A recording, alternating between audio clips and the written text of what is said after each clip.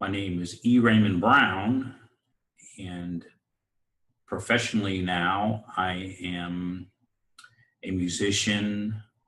I do music production. I have a live band that plays around town. I live here in Los Angeles. I also do some videography work periodically and editing.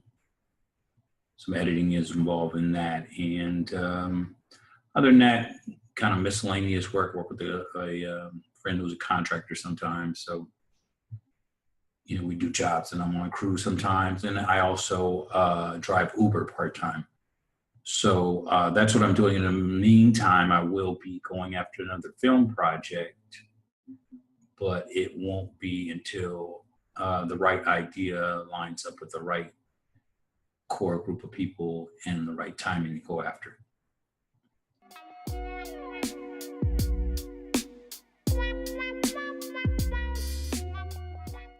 So I think the main project I want to talk about that I worked on was an adaptation of a book I wrote, and then we did a docudrama satire adaptation of it. The name of the book was "Will the Real Pimps and Hoes Please Stand Up?" And Peeping the Multi-Level Global Game. Will the Real Pimps and Hoes Please Stand Up? Peeping the Multi-Level Global Game. And the adaptation film is called GhettoPhysics. And that's basically the film's a political satire, taking a conversation off the street and going into politics, power game, psychology of empowerment and power issues and group dynamics, you know, be they political arena, economics, legal arena, theological arena. You know, people have been asked to give over all their money, do crazy sexual acts, fly a plane through a building in the name of God. So in the theological area, you know, this game is as relevant. Will the real pimps and hoes please stand up? The game does go down. People do drink the Kool-Aid. And people do get paid big time. And so that's what it is. It's an exploration, examination, confrontation into, you know, who puts down the game and who, and it's a non-moralistic approach. It's really just looking at the dynamics of the game, saying this is the way it goes. We examined it off the street with real prostitution and then kind of extrapolated, and we get all kinds of power figures: Bush, Hitler, Cheney, Mao, Stalin, Manson, whatever. You get a chance to see into their psyche.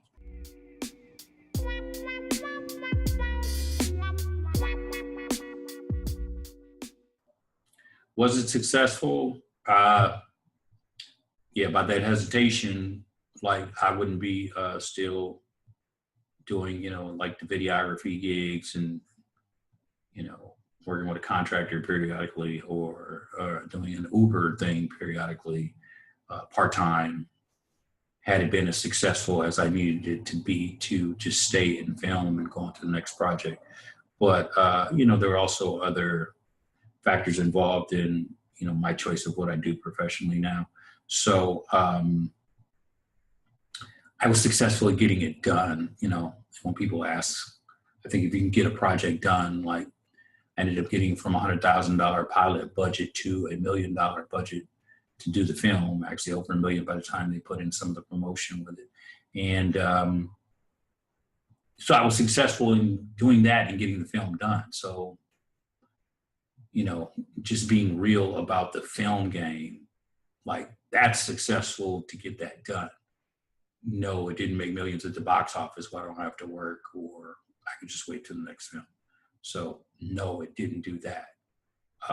But definitely there was a measure of success. And it's my first major film project. I got $1 million deal. It had a limited theatrical release, short time. Goldwyn Films booked it, and Sam Goldwyn Films booked it in theaters. So, you know, would have that on his track record for a couple of weeks. It played in a couple of cities in theaters. So that was the amount of where it went. And then now it's available on digital download and a DVD.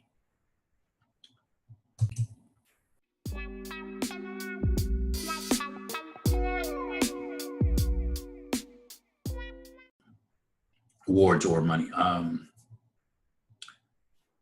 Like I said, I think I answered it somewhat in my last response, and that was that I got it done, so that's success to a certain extent. I got distribution. That was success to a certain extent. They're looking for another distribution deal. It wasn't the most savvy distribution. I think it would have been more successful financially if it was strategized different. So I would say in terms of financial reap, yeah, the money would be the marker of success in that area. Successful as far as having a successful experience with the film would be, I think, getting it done and audience response. People love it when they see it. I did film festivals. People that did see it, they really love it, and it's a very meaningful, impactful film especially for what's going on. And what was going on at that time in 2010, Obama was in office and had just gone in his first term, and now Trump's in. So, well, the real pimps and hoes, please stand up. The GhettoPhysics is in full effect. So audience response it's a very impactful piece, relevant. It's good.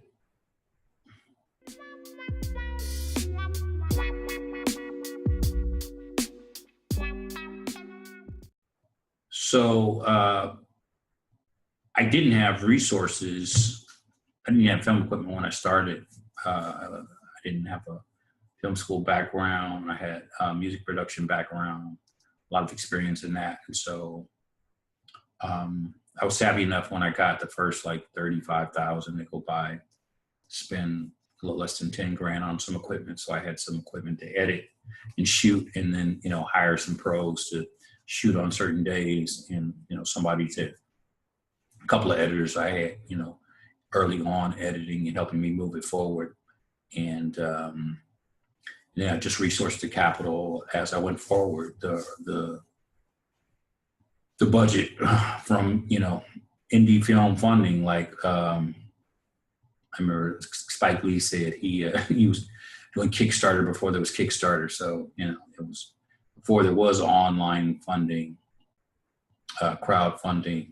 The crowdfunding is you going out and finding people who want to see an indie film made. And that's once I got the pilot draft done for 100,000, then I got a more cash resourceful indie film funder, and also he had a production company, William Martin's Capture Light Films, and then they came and did a joint production deal and put $1 million into the film, and we kind of did another iteration of the film. So that's where I got the resources. And yeah, like I said, I ended up having over $1 million budget.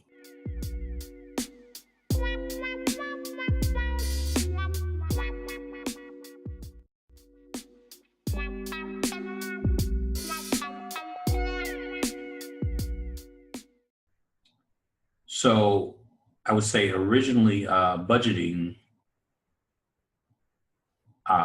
what I did was basically formulate a figure that I thought I could do something with. And then I had multiple budget sheets made up so that I could have something to present depending on what I felt, the solvency or the resources of whatever particular source I was pitching, could respond to. So if I felt it was somebody who could only come up with whatever less than 50,000, whatever, 20,000, 10,000, 5,000,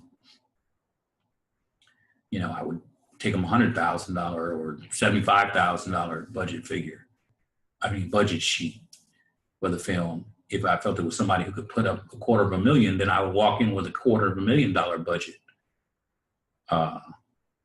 sheet. So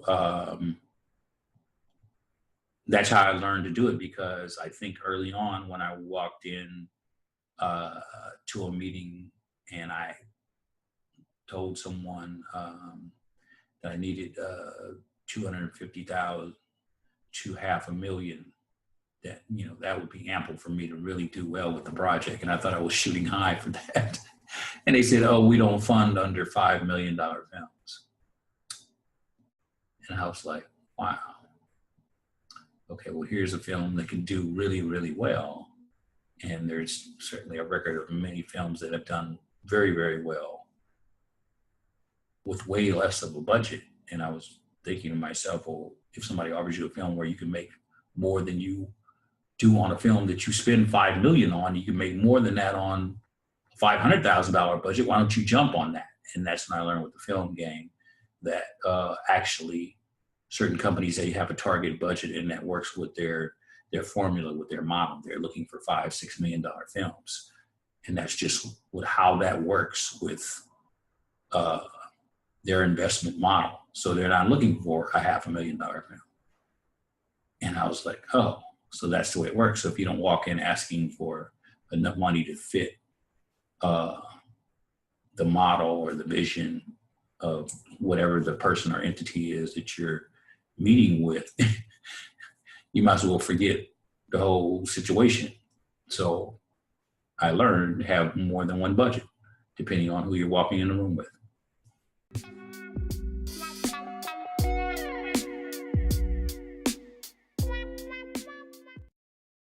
Okay, so the biggest surprise in making my project, there's so much stuff that's crazy. It's a wild journey. It's like the wildest amusement park ride, safari, adventure, encounter in the wild, Indiana Jones upside down, tumbling down the Himalayas. So there's all kinds of crazy twists and turns in the road, but maybe, I guess the biggest surprise, if I were to put it in those terms, is that anything can happen, and it's gonna get even crazier possibly than you would ever fathom. But anything is possible. So I was shooting for $1 million budget, and I ended up with $1 million budget with, you know, somebody who had done a groundbreaking film that I really, you know, I had watched in the theaters and I knew about their work, and I ended up partnering up with them in the end for a deal. And that was like, wow, something beyond what I was trying to get a few $100,000. And so anything can happen. That's the biggest surprise, I would say, that I learned, that anything can actually happen.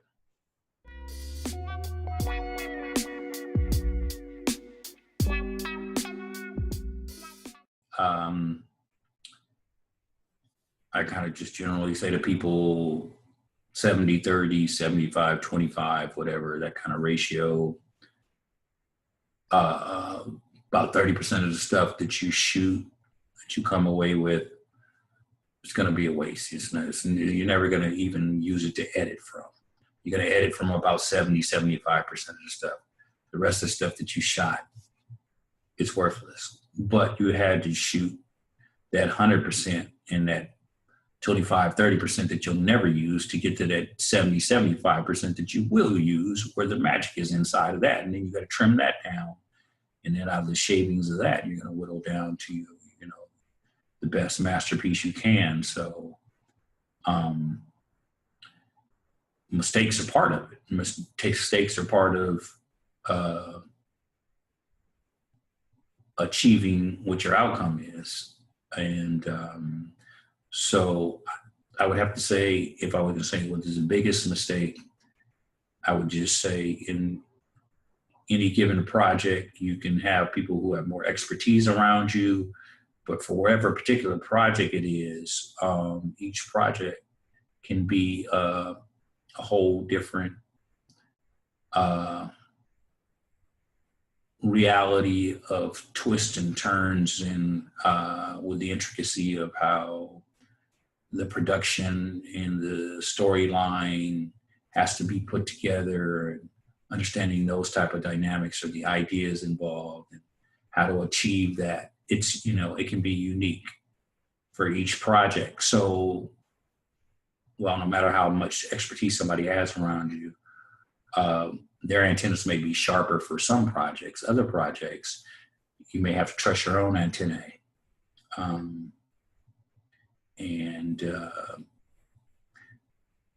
That's a tough lesson when you don't have a track record. I even tell people who've done several films or done more films than you, and you know they have that kind of experience, and you're a newbie, that you feel like your antennas are sharper. You don't really know that. You can't just say that on ego. You don't really know that until hindsight. So it's a lesson you learn. Trust your antenna. When you really have that hunch, when you really have that gut instinct or whatever, trust your gut, trust your antennas. And sometimes I should have been stronger about going with my antenna on certain things rather than yielding to input to take a contrary route.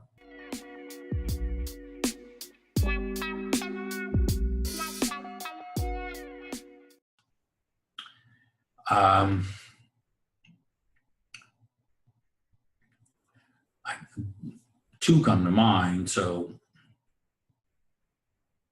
the guy I partnered it, William Arntz, who was a software developer and made a film called What the Bleep Do We Know?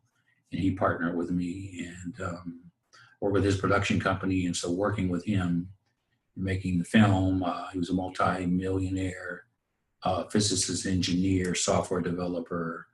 And so for me, just kind of coming out of the hood with no experience in film, but other than the pilot project I did. So, one guerrilla pilot project, and then being able to be around somebody like that who had that success in life, and just share with me a lot of things about, putting projects and business plans together and things of that nature, distribution, all kinds of stuff. So that was a big impact. In Cornell West, I interviewed and I got to know him. And he's an otherworldly type figure just in terms of the spirit that comes through him, and his understanding of the world is like very mind-blowing. And that he's as humble and as down-to-earth a person. He's an amazing person. He's a really, really amazing person. So life-altering that I got to be around, hang out with him, and that we know each other now.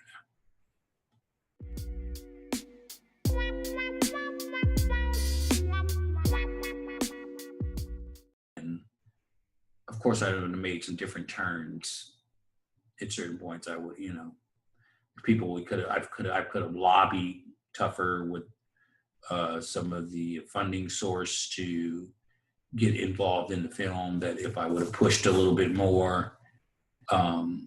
We almost had Snoop, we almost had Cat Williams. There was just some disagreement behind the scenes about how much money to spend on it. So if I would push more, budget-wise for us to spend the money there, and just, follow my antennae, like I said, in certain situations. Just in a few particular instances, instead of going left, going right, or going right, going left. I can say that in hindsight.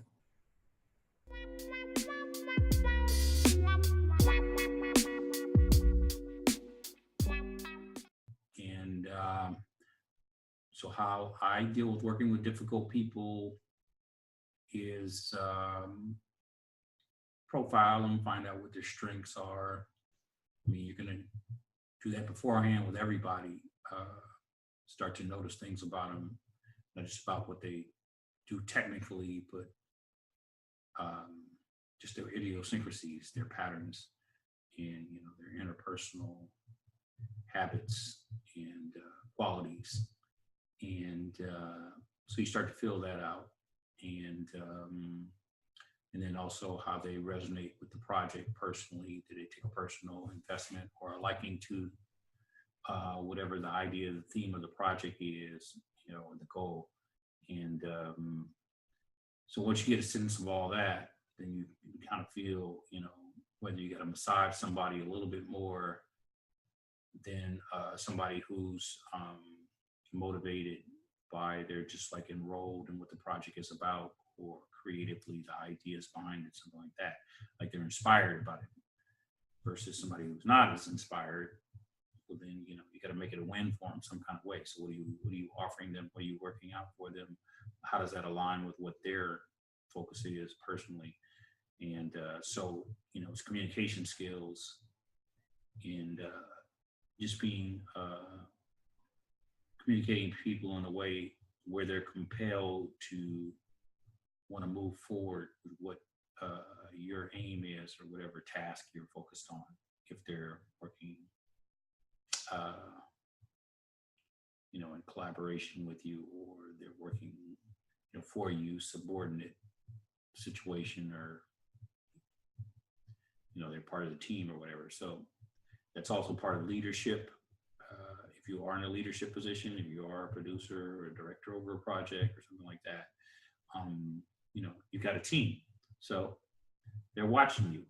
We want you to think they're not watching you when you think they're not evaluating you. They are. When you walk away, they're evaluating, how did you come off? How did you approach them? What information did you give them? Or what,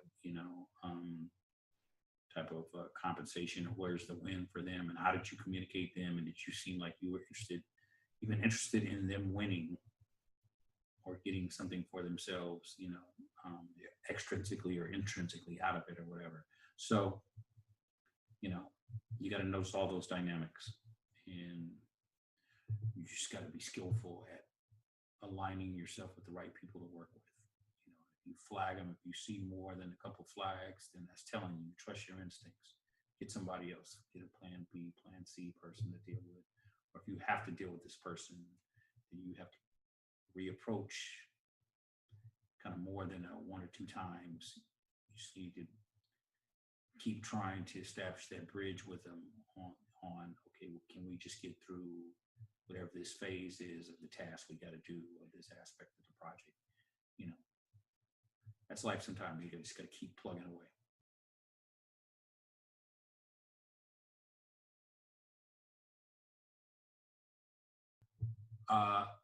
So my personal idea or model is like 70-30, 75-25, and if you get to 80-20, you're doing really well.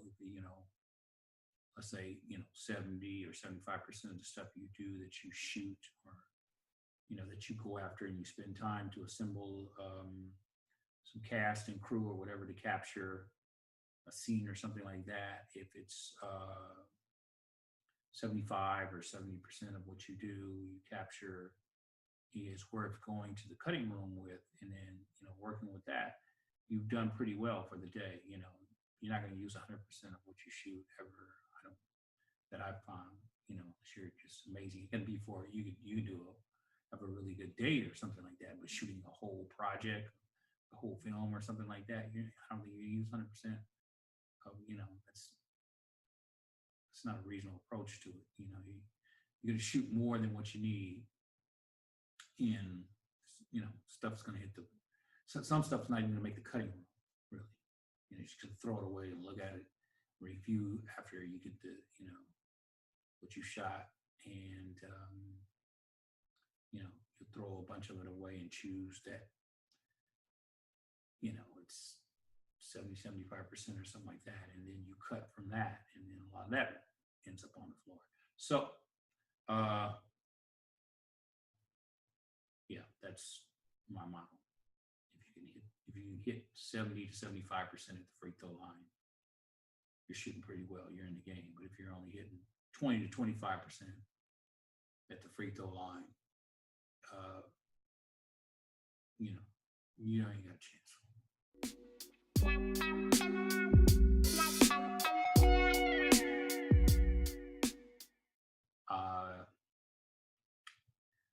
I consider time well spent on a project anything that's wrestling it forward, even if you're nudging it forward. Everything is not going to move you forward really dramatically, radically by leaps and bounds. Projects, they can absorb a lot of energy and time and crazy adventures. And so if you can just keep inching it down the field, just I guess an analogy would be sports, like in football. If you watch, you don't always get long plays or something like that and move the chains you don't get first downs every play or something like that. Sometimes it's very hard yards. You just got to keep plugging away. Sometimes you lose the yardage.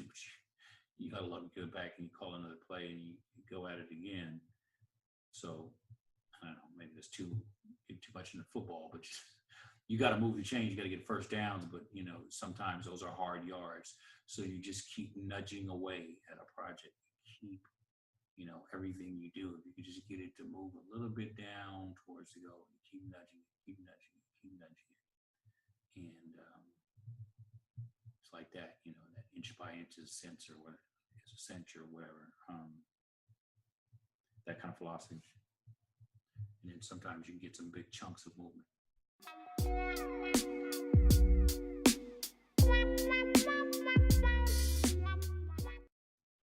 I would say, not having a formal film background, I didn't understand what I couldn't do. I didn't know where the limitations were. I didn't have a sense of a ceiling because I thought I could pull off whatever I could pull off. So, and I wasn't regimented by these are the rules or these are the ways you need to approach stuff. I was like very cunning and guerrilla about things. The people I got on board with me, we were like, yeah. I mean, we did some things that were whatever. Probably it was a little bit on the line of crossing the line about being legal. I mean, just to get shots or whatever. Sometimes we blocked off areas and had people standing out late at night or whatever, do whatever we had to do to get the shot. And other things, I'm almost like I felt like sometimes, okay, a journalist or somewhere who's over in a foreign country and they're getting footage or whatever, like they'll do anything to get that footage. And I guess like sometimes it felt like that, like I'll do anything to get this, to make this scene happen. So I didn't know what I could do, and but at the same time, I didn't have a lot of fundamental training, and so I'm interested in going to get that. I pulled off. I ended up getting $1 million budget, and got involved with Goldwyn Films and got the film, brief. Got in. Put it as an indie film, in a theater or two, and got some release action. Just sort of has that on his resume before it went to DVD and digital download. So I got far with the project, but if I could have combined that with some formal background, then I think I could ramp into more stuff and just add that to some sort of my renegade guerrilla-istic type attitude or approach.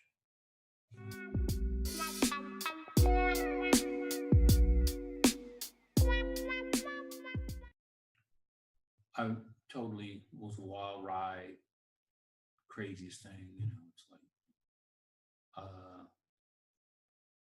going on a safari and Hell Week in an NFL camp or something, or in a sports, you know, I guess back when I was in high school or college or something, you would go through like a Hell Week with sports and just, you know, very tough. So that kind of thing. Just a crazy, wild, zany adventure. You never know what can happen, but anything could happen, and it's totally worth it. People want to. Many people have told me they've, you know, dreamed or always wanted to write a book or thought about making film and always wanted to go into, or whatever. You know, people dream. A lot of people dream, and then how many people actually shoot for it and step out? And so, you know, I produced and directed an indie film. I ended up going from $100,000 budget, from a few hundred to $100,000 to $1 million budget, and you know, and went around the country and presented it, and you know, presented it. Was invited to speak at campuses across the country, and went to a couple of theaters even, and went to film festivals. So amazing experience. I even went to the Cannes Film Festival with the pilot draft in 2007. So just had a lot of amazing experiences, like crazy, like did it this lifetime, did it, you know, do it again, right?